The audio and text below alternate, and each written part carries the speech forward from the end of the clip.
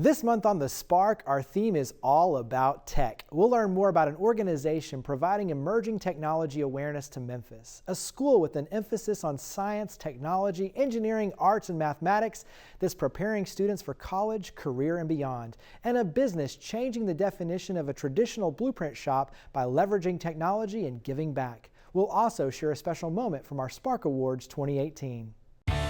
Just like having relevant and accurate information is necessary to make sound hiring and lending decisions, being engaged in our community is important. DataFax is proud to support the positives and be a sponsor of The Spark. Lipscomb & Pitts Insurance is honored to serve the Memphis community for over 60 years. We've always focused on supporting our community and believe in promoting the positives, encouraging engagement, and leading by example. Lipscomb & Pitts Insurance is proud to be a presenting sponsor of The Spark. Additional funding for The Spark is provided by Christian Brothers University, Mueller Industries, YMCA of Memphis and the Mid-South, Meriton, United Way of the Mid-South, MyTown Movers, MyTown Roofing, MyTown Miracles, Stuart Lloyd Cohen, Chief Motivation Officer, and by Serves. Ever been excited by a new idea? Inspired by watching someone lead by example? When we talk about creating change, we start by sharing the stories of everyday heroes making a difference in their own way so we can learn and do the same. This truth is the power behind this show, which is focused on business and community leaders who are leading by example to give back, fuel change, and create new opportunities for the Mid-South. I'm Jeremy Park, and this is The Spark. They're an organization providing awareness for emerging technologies. We're here with the co-founders, two of the co-founders for Blockchain 901, Christine Fahey and Deidre Tuning. And Christine, you're also the executive director for the organization for Blockchain 901. But let's start, give us a little bit of history for Blockchain 901. Well, we've been around since 2017. We started with doing meetups. And Deidre and I had met actually in the University of Memphis for graduate school. And we did a lot of work together, and I brought her along, and I was very interested in blockchain technology.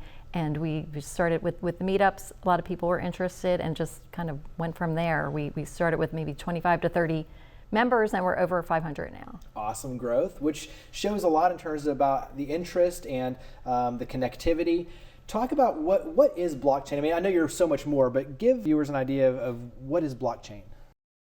Blockchain is a technology that provides a trust mechanism so it can remove the middleman.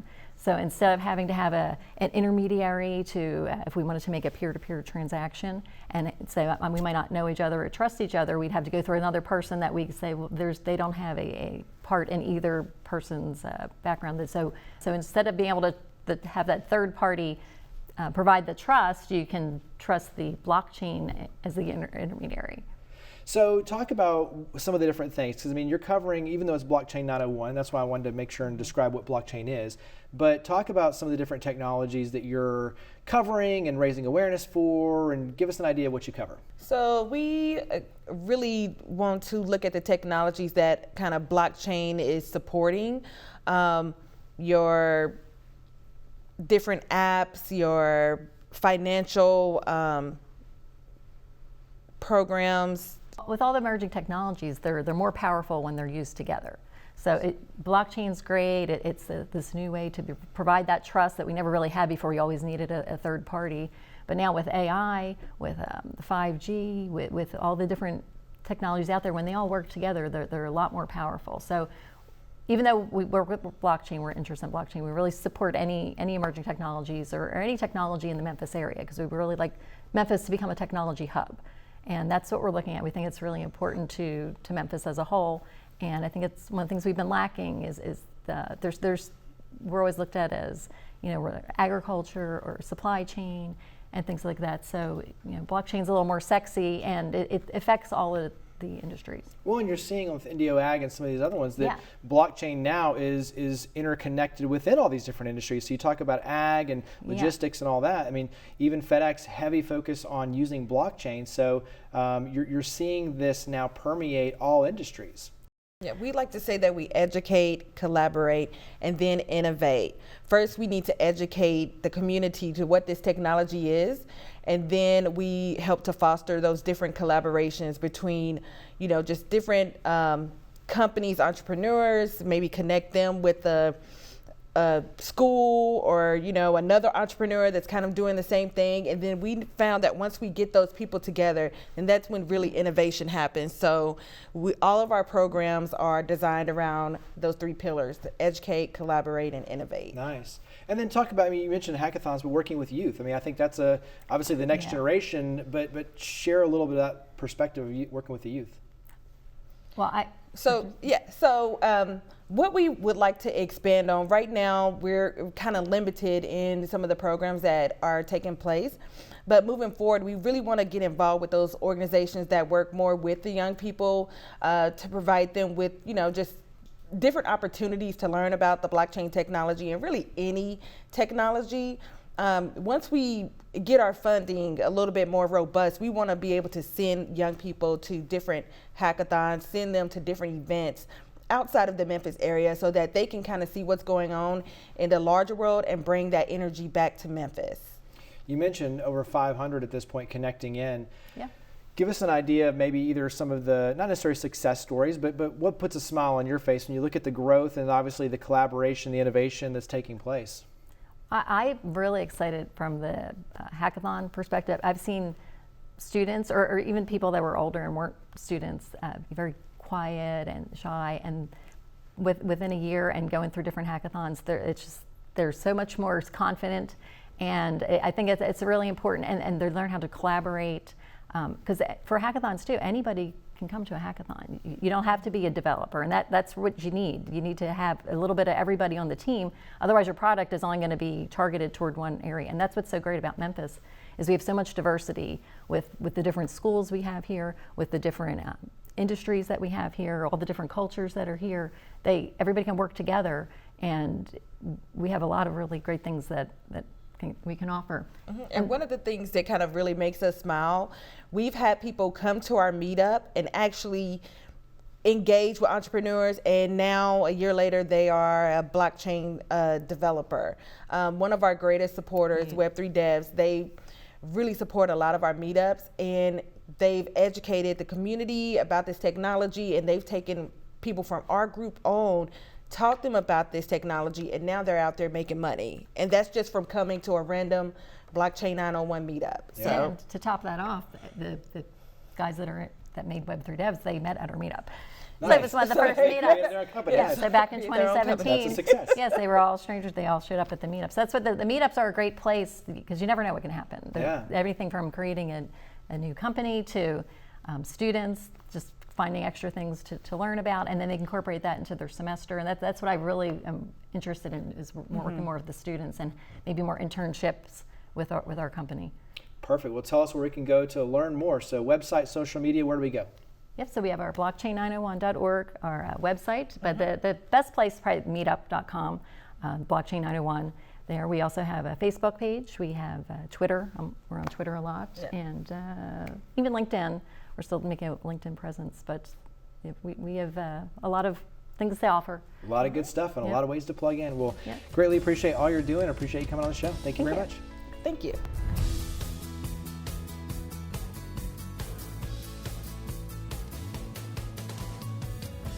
They're a school focused on an emphasis with STEAM, science, technology, engineering, arts, and mathematics. We're here with the principal of Maxine Smith STEAM Academy, and also Candy Poland, who is the optional school coordinator. So Andy Dempster, the principal. I've got to introduce you officially, but Andy Dempster, let's start with Maxine Smith STEAM Academy. Give us a little bit of history and context in terms of where you are, and really cool in terms of the synergy and collaboration. And I don't want to steal all your thunder, but tell us about Maxine Smith STEAM Academy. Well, a brief history is we're in our 5th year now. We've just started our 5th year, and 5 years ago the community galvanized and wanted a high-quality advanced academic program in Midtown. And we were in the Holt Fairview building, which was one of the lowest performing schools in the state for many years. And the community got together, and our former superintendent said, let's do this thing, and the school board voted it in, and we have been in existence for 5 years with, as you said, a science technology focus, providing a rigorous option for kids from really all across the city. Right. And talk about, too, you have a partnership with Christian Brothers University right across the street. You have a very cool kind of collaborative element to this as well. Yeah, we do a lot of teacher training or on CBU's campus every week. So our kids get access to the latest technology and the latest adult learning advancements on a week-to-week basis. So kids in middle school are sitting in college classrooms and playing with college toys. And you mentioned too kind of the transition, but talk about where you are today in terms of kind of the accolades and the growth and the achievement. Give us kind of where we are as a picture today. So we are in the top 5% in the state of Tennessee for several years now.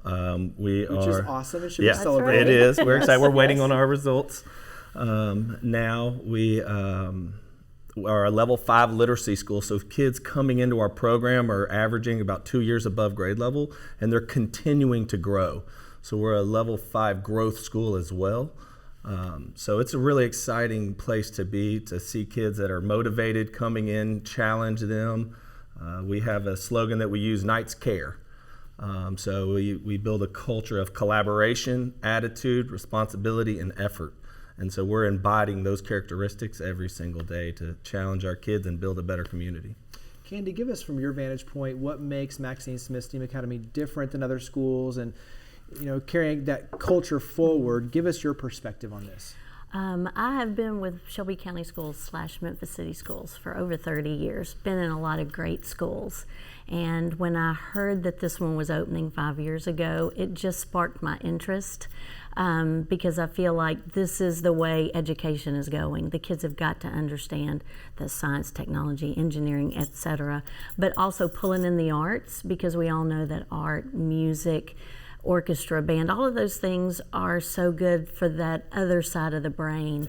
And so just the excitement of getting to see our kids with the technology, but also singing and dancing and playing music, it's just a beautiful place to be. It really is. Talk about leadership from both your perspectives. I know that you mentioned the ability to be able to leverage the partnership with CBU. You yourself have gone through New Leaders, a program, a leadership development program. Give us kind of your vantage point on leadership and why that matters so much to create this culture of excellence. Yeah, building the capacity of everybody in the building is my number one priority at all times. So building that structure where adults are working together to look at what's working, what's not working, problem solve those, build action plans is everything. You want to talk about our leadership structure? Well, I think, going back real quick about the engineering design process and people learning as they're doing, and you fail and you figure out where you mess up. We want that for our kids. Mr. Dempster wants that for the adults in the building too. Everyone's stretching and learning and growing in a leadership role. And you know what? If you mess up, it's okay. Figure out where you made the mistake and fix it and do it again, and this time do it better, right? And I think our kids have embraced it, and the adults have too. It's okay to mess up. That is life, right? But you just figure out where you went wrong and do it again and do it the right way the next time. Well, you become a role model for the kids too, to see That's that right. failure is okay. You learn from it, and you fall forward, and you celebrate, and you move on, but you move forward. How can we help? So how can the community help me? Obviously knowing what's going on and being able to celebrate the achievement, that's one piece of this, but how can we help? Yeah. Our next big gap that we're filling is this industry and career experiences. We're going to start middle school age students doing shadowing, getting in these industry certification programs. How do we have 11, 12, and 13-year-olds in careers? It may not be an internship in the traditional sense, but getting exposed to as many of our city's needs and what's out there and available to them, so they can start processing how to apply the skills and knowledge that they're learning now to where they're getting in high school. We got a lot of things happening in our district with industry certification with our CCTE programs. So they can pick pathways in high school and leave with industry certification, whether it's audiovisual production to culinary arts to IT, IT securities. There are several certifications that we're offering now starting in 9th grade. So we want our kids to really have an idea of pathways that they want to be involved with, and then where those pathways are available. Nice. So where do we go to reach out and help with that and to learn more? Look at our website, www.memphissteamacademy.org. Call the school, let us know. We would love to have anyone come in and talk to our kids or give our kids opportunities to go to the site.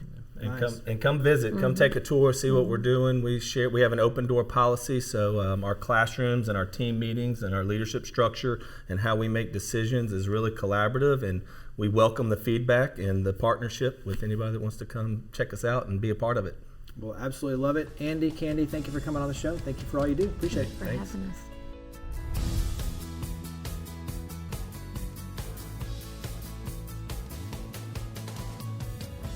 The Spark Awards annually recognize and celebrate individuals and organizations that have made outstanding contributions to the community. This year's recipient of the Corporate Award for businesses with 100 employees or fewer is TransNetix. TransNetix is an automated genotyping company here in Memphis, Tennessee.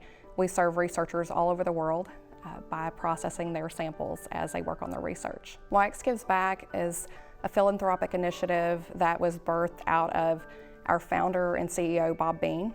He has such a heart for giving back, not only in research, but also in his community. We put together a program in 2014. It's an opportunity that we provide employees 20 to 30 volunteer touch points each year. We also partner with our remote team members that are located all over the United States, some even internationally. You see people out there getting involved and then getting excited about it, and I think it kind of pushes other people in the group to say, oh, I should probably sign up for that, or other people in the company to say they should sign up for that, and newer employees to sort of see the way those of us who have been there for a while, really try to get involved. You mentor and work with kids and do reading and literacy, so you have a lot of broad areas, but talk about some of the touch points. We partner with Cornerstone Prep. We visit once a month where we focus on reading with the kids in the 5th grade class, and we also celebrate monthly their birthdays, where we bring them cupcakes and goodies that we can hand out and just celebrate with them all the successes that they're working on. We participate in the annual St. Jude bike ride. We love giving back with blood drives and plasma drives. That's been something that's been a part of what we've done now for years. We also have the St. Jude Marathon weekend that we have several employees run in that race, and it's great to support them. And then you also have an international outreach. You do a lot internationally as well, so share some of those. The International Orphanage with Miracle Foundation, we support an all-boy orphanage, Dreamland, that's located in India. And we have an opportunity where every employee can make a donation to the orphanage, and the company matches it dollar for dollar. We're able to fund happiness, health, and growth for the kids. Talk about your partnership with Mid-South Food Bank. At this point, just within the last year, over 520 hours, you and your team have been logging out there, and in some cases in a hot warehouse, stacking and boxing. But describe, kind of give us an idea, paint the picture of what all you do with Mid-South Food Bank. Yeah, so we've worked on a few different initiatives that they have. We started out working on their No Hungry Seniors program. We would pack these boxes with different food items that they would get each week. To sort of help them, the food insecure seniors, to get through those weeks. So that was a lot of fun. And more recently, we've kind of worked in their sorting facility and working with that need. So they get a whole lot of donations of canned goods, box goods, that kind of things. Everybody's familiar with the food drives, and it needs to get checked to make sure that it's safe and still good to eat, and then sent out to their different food pantries where they're actually distributed by different organizations. And I think it's the excitement and the fun that people have doing this, being able to get there and do something, being able to contribute in some way, to the greater community around us.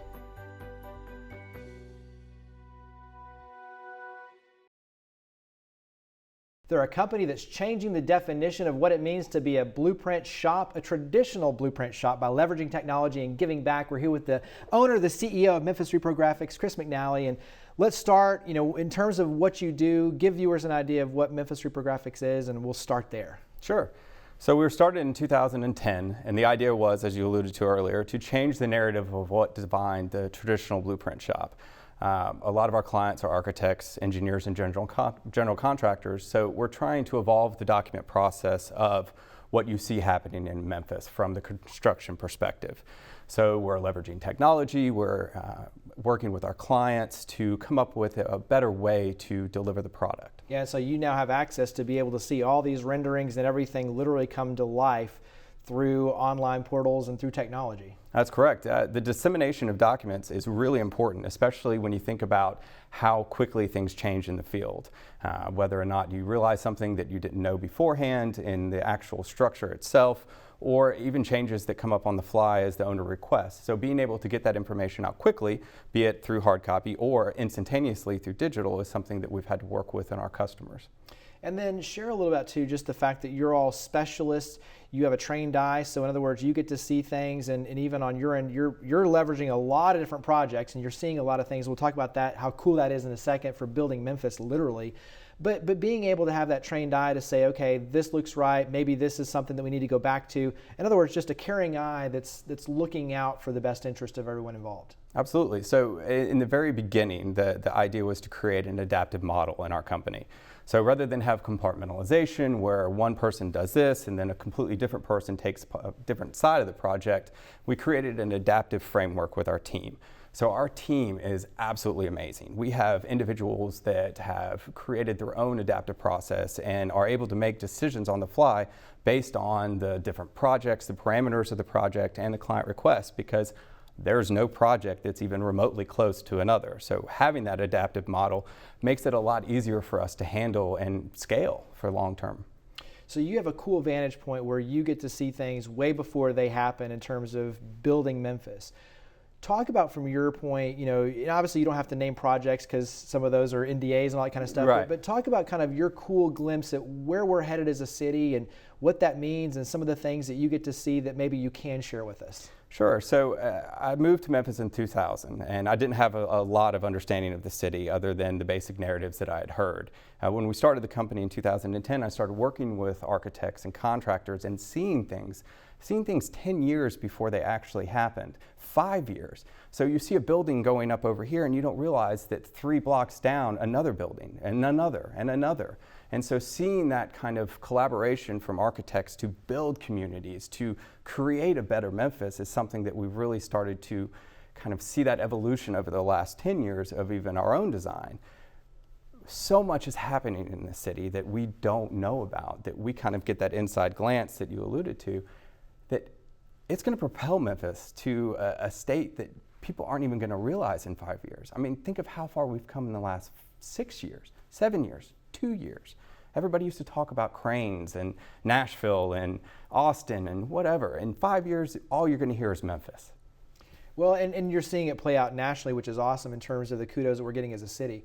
You also, too, heavily involved philanthropically. You, your team, serving as volunteers, as board members, giving and serving nonprofits. Talk about the community side of what you do. I think that's something that helps us define our work culture, is finding out what the goals, the vision, and what our team wants to accomplish and helping that. So whether it's cause-based marketing or working with causes that they support, like the Humane Society, getting involved in City Current where we can help power the good, or working with industries that we work with on a daily basis, like AI Memphis, West Tennessee chapter of ABC or ABC, ULI, Urban Land Institute, or as everybody knows now, Memphis 3.0. Being involved in that enables us to help kind of affect that change in whatever small way and capacity that we can, which helps build a better Memphis. I mean, as cliche as that sounds, that's what we're here to do, all of us, is to create a better community for our kids, for our neighbors, for anybody to come and see that what you thought Memphis was is a completely different concept than what it actually is, and radically different than what it's going to become. Where, for you personally, give us maybe 1 or 2 nonprofits that are near and dear to your heart. Well, that's a tough one. I've always been somebody that felt like it was important to help anybody. That was the way I was raised. It was who my parents are. And so, the Memphis Humane Society is one that we've kind of collaborated with recently to help spur their donations, to help find ways to plug in, to create better awareness. Architecture and advocacy is a huge thing for us because that's a misconception. We hear and see in journals and newspapers and social media, these buildings go up, but often we don't know all of the work that went behind the scenes in creating that concept. You know, you hear about Crosstown, you hear about all these different places that are designing for communities, designing for the impact that it'll create, not just in the physical space that it occupies, but its influence in the surrounding community. And that's something that people don't really see or know about. They don't know about the amount of time, effort, work, labor that goes into creating something. And it's not just, hey, I want to build a building right here. It's, I want to build an impactful building that will influence and grow and help nurture the community, to drive change, to create better retail, to create better environments, commercialization, physical spaces for people to live and enjoy, to create that work culture that we love. It's not just, hey, here's a building. It's, here's a place to live, work, and play. Love it. So where do we go to learn more, to reach out and connect? Sure, so you can go to our website, which is www.memphisreprographics.com, or you can find us in pretty much any social venue, which is at Memphis Repro. Well, Chris, thank you for all you do for coming on the show. Greatly appreciate it. Thank you.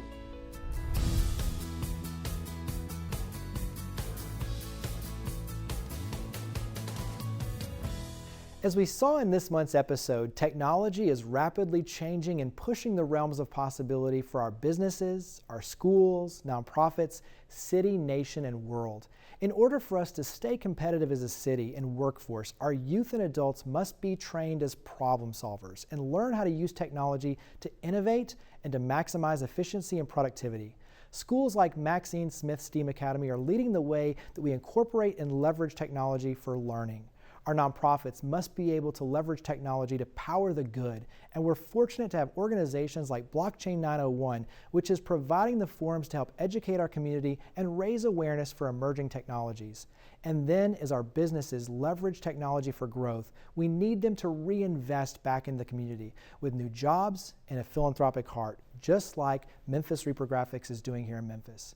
This way, we can all be about tech, but we can all be about using tech to power the good. So thank you for watching The Spark. To learn more about each of the guests, to watch past episodes, and to share your stories of others leading by example, visit WKNO.org and click on the link for The Spark. We look forward to seeing you next month, and we hope that you'll continue joining with us to create a spark for the Mid-South. Just like having relevant and accurate information is necessary to make sound hiring and lending decisions, being engaged in our community is important. DataFax is proud to support the positives and be a sponsor of The Spark.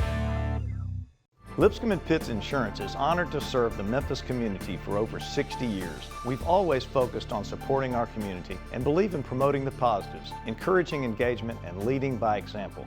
Lipscomb & Pitts Insurance is proud to be a presenting sponsor of The Spark.